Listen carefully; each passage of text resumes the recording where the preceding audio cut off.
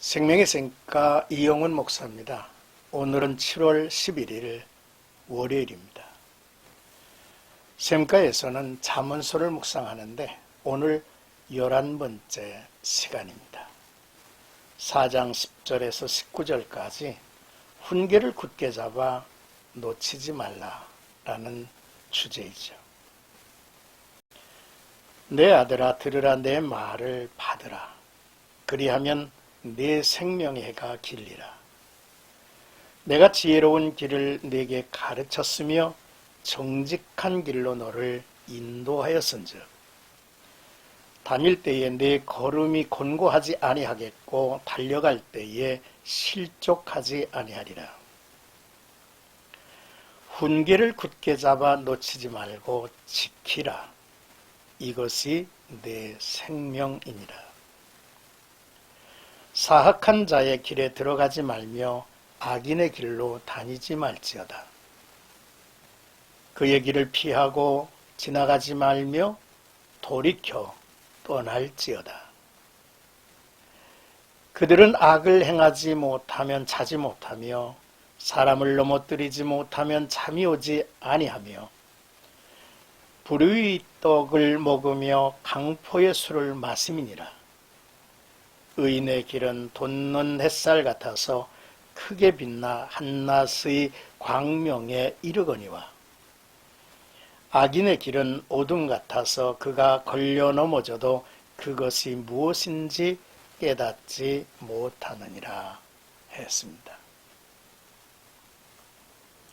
지혜를 얻기 위해 최선의 노력을 기울이고 또 그것을 버리지 말라는 당부에 이어 솔로몬은 지혜로운 자의 길과 악인의 길을 비교하면서 지혜가 왜 그토록 중요한가에 대해 역설합니다. 먼저 10절에서 13절까지는 이것이 내 생명이니라 했습니다. 다윗의 교훈에 대한 기억을 접고 솔로몬은 그의 아버지처럼 내 아들아 들으라, 내 말을 받으라.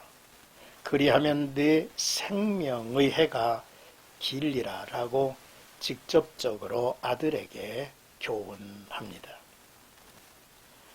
생명의 해가 길 것이라고 하는 말에 의미하는 바는 모든 시기에 하나님께서 예비한 복을 누리고 삶 전체가 하나님의 뜻 안에서 이루어지는 것을 뜻하지요.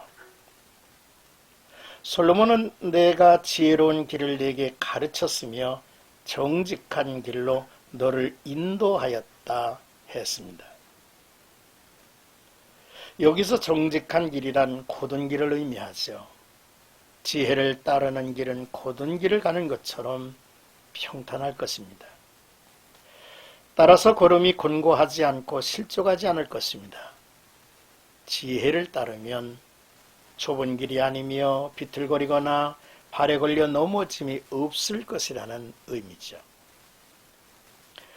지혜를 버리면 고난의 연속이지만 지혜를 따르면 평탄한 삶을 살고 따라서 수명도 길어질 것이라는 말씀입니다. 그러므로 훈계를 굳게 잡아 놓치지 말고 지키라. 이것이 내 생명이니라 했습니다. 지혜를 따르는 것은 우리의 생명과 직결되어 있다는 말씀이죠.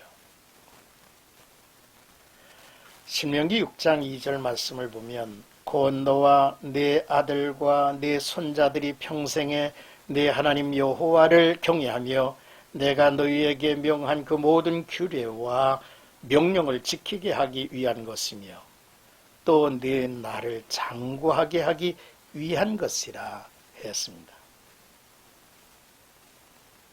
그러므로 우리가 읽고 있는 잠언 3장 1, 2절을 보더라도 내 아들아 나의 법을 잃어버리지 말고 네 마음으로 나의 명령을 지키라. 그리하면 그것이 네가 장수하여 많은 해를 누리며 평강을 더하게 하리라는 말씀을 이미 주셨죠. 이제 14절에서 15절의 말씀은 악인의 길을 피하라 라고 했습니다. 솔로몬이 아들에게 사악한 자의 길로 가지 말라고 다급히 경고하죠. 사악한 길은 죄악의 길 또는 범죄자의 길을 뜻하죠.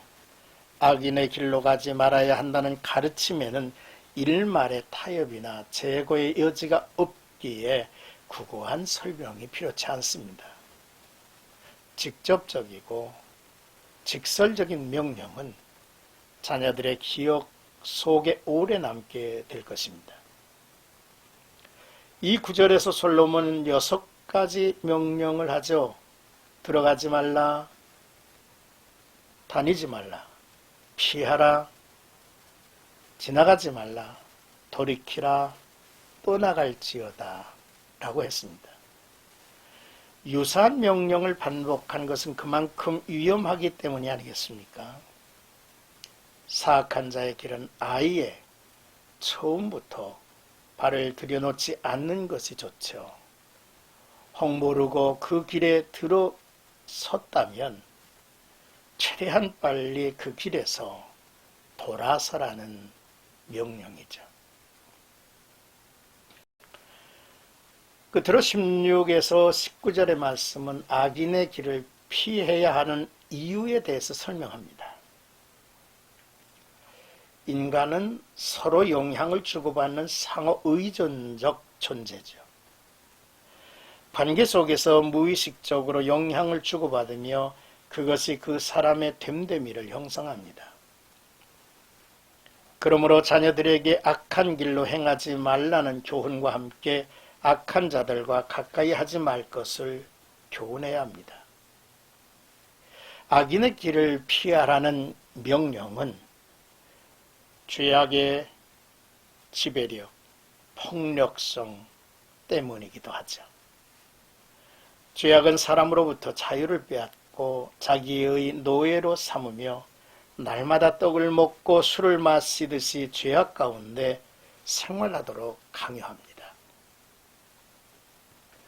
18절에서 19절에는 솔로몬은 의인의 길과 악인의 길을 대조합니다. 의인의 길에는 빛이 있고 한낮의 광명 같다 했습니다. 이 길에는 구름 그림자가 없습니다. 이 빛은 촛불과 같은 희미한 빛이 아니며 운석의 순간적인 불길도 아니며 하늘의 큰 빛이라는 말씀이죠. 그러나 악인의 길은 어두워서 걸려 넘어질지라도 무엇이 잘못되었는지조차 깨닫지 못하며 영문도 모른 채 멸망의 늪으로 빠져들어갈 것입니다. 욥기 5장 14절에 보면 그들은 낮에도 어두움을 만나고 대낮에도 더듬기를 밤과 같이 하느니라 했습니다. 욥기 18장 5절 보니까 악인의 빛은 꺼지고 그의 불꽃은 빛나지 않을 것이며 그의 장막 안의 빛은 어두워지고 그 위에 등불을 꺼칠 것이요 라고 기록하고 있습니다. 오늘의 귀한 말씀을 우리가 함께 했습니다. 먼저 이것이 내 생명이니라 했죠.